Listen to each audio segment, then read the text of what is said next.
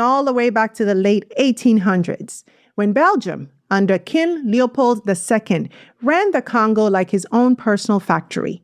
And when I say ran, I mean enslaved millions of Congolese people, forced them to extract rubber and minerals, and if they didn't meet their quota, their hands were cut off. This wasn't just colonization. It was one of the worst human rights atrocities in history. Then you've got Rwanda. Belgium took control of Rwanda after World War I and did something that would literally shake the country's future. They made ethnicity a legal status.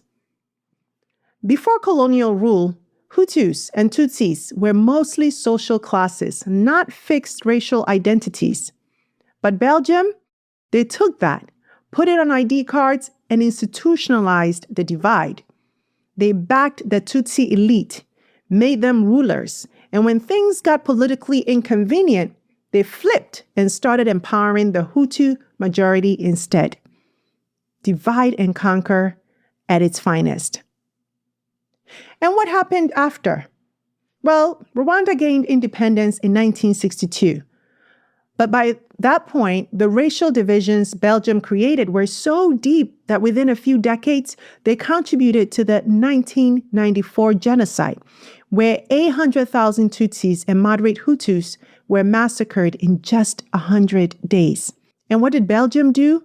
They withdrew their troops and let it all happen.